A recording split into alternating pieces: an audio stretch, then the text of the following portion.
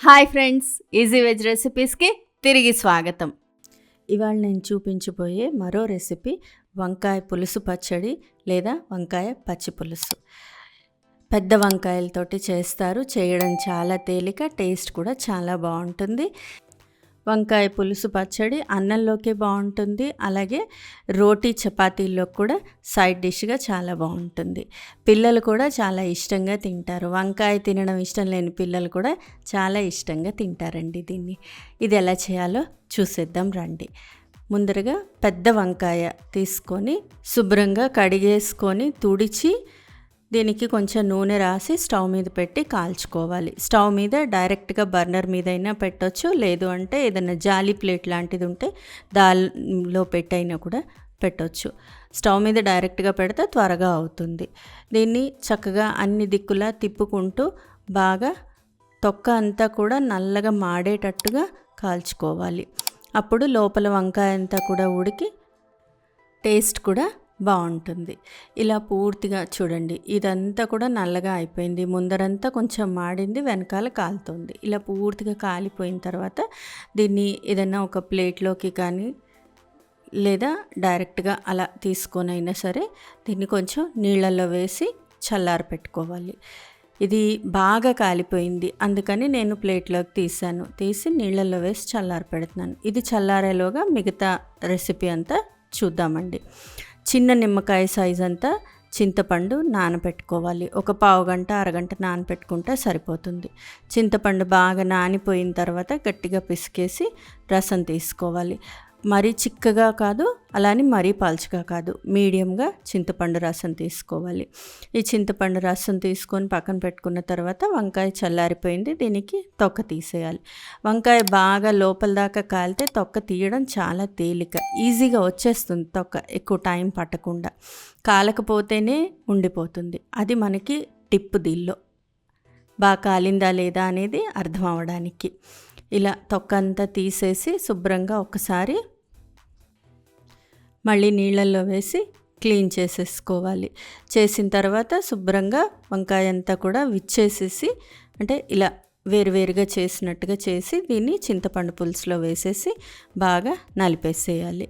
పైన ముచ్చుకను కూడా కట్ చేయడమో లేకపోతే చేత్తో తుంపితే వచ్చేస్తుంది, వంకాయ ఆల్రెడీ ఉడికి ఉంది కాబట్టి. శుభ్రంగా చింతపండు పులుసులో ఇలా బాగా నలిపేసేయాలి, ఎక్కడ కండ లేకుండా. దీనికి ఉల్లిపాయలు వేసుకోవాలి. ఉల్లిపాయలు చిన్న ముక్కలు, అంటే మరీ చిన్న ముక్కలు కాదు, అలానే మరీ పెద్దవి కాకుండా ఇలా మీడియంగా ఒక ఉల్లిపాయ తరిగి వేసుకుంటే సరిపోతుంది. ఉల్లిపాయ ముక్కలు, తర్వాత 1 లేదా 2 పచ్చిమిరపకాయ ముక్కలు, కొద్దిగా పసుపు, రుచికి సరిపడా ఉప్పు, 1 టీ స్పూన్ కారము వేసి బాగా కలిపేసుకోవాలి. ఉల్లిపాయ ముక్కలు, ఉప్పు, కారం అన్నీ చింతపండు పులుసులో బాగా కలిసిపోయిన తర్వాత దీనిలో కొద్దిగా బెల్లం వేసుకోవాలి. 1 టేబుల్ స్పూన్ దాకా బెల్లం వేసుకోవాలి. బెల్లం ఎందుకు వేసుకోవాలి అంటే చింతపండు పులుసుకి విరుగుడుగా పనిచేస్తుంది, అంటే బ్యాలెన్స్ చేస్తుంది బేసిక్గా చింతపండు పులుసుని. అలాగే వంకాయకి కొంచెం కనర్ ఏమన్నా ఉంటే దాన్ని కూడా బ్యాలెన్స్ చేయడానికి బెల్లం పనికొస్తుంది. బెల్లం కూడా వేసి మళ్ళీ ఒకసారి ఈ బెల్లం అంతా కరిగేదాకా బాగా కలుపుకోవాలండి. ఒక 5 నిమిషాల పాటు అలా బాగా కలిసిన తర్వాత బెల్లం అంతా కూడా కరిగిపోతుంది, కొంచెం లూజ్ అవుతుంది. ఇది చింతపండు, అలాగే ఉప్పు, పచ్చిమిరపకాయలు, ఉల్లిపాయలు అన్నీ వేసాం కదా, దానివల్ల కొద్దిగా లూజ్ అవుతుంది. ఇలా అయిపోయిన తర్వాత తీసి పక్కన పెట్టేసి దీనికి కొంచెం తాలింపు వేసుకోవాలి. తాలింపు వేసుకోవడానికి స్టవ్ మీద బాణలి పెట్టి అది వేడెక్కిన తర్వాత దానిలో 1 టేబుల్ స్పూన్ నూనె వేసి పావు టీ స్పూన్ చొప్పున ఆవాలు, జీలకర్ర, మినపప్పు వేసి వేయించుకోవాలి. పప్పు కొద్దిగా వేగుతున్నప్పుడు దీనిలో కొద్దిగా ఇంగువ, అలాగే 2 ఎండుమిరపకాయలు, కొంచెం కరివేపాకు, కొత్తిమీర ఇవన్నీ కూడా వేసి వేయించేసుకోవాలి. ఆవాలు చిటపట్లాడుతున్నప్పుడు ఈ తాలింపు తీసి ముందర రెడీ చేసి పెట్టుకున్న వంకాయ పచ్చి పులుసులో వేసి కలిపేసుకోవాలి. ఇంతే, వంకాయ పచ్చి పులుసు రెడీ.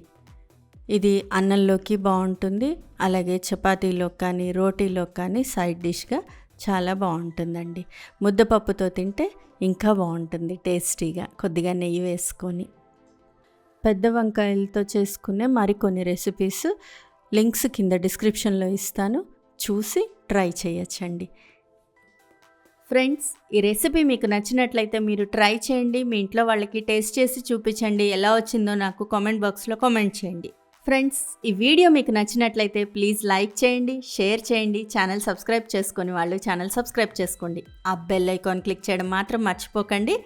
మరో మంచి రెసిపీతో మళ్ళీ మీ ముందుంటాను. అంతవరకు సెలవు మరి. బాయ్.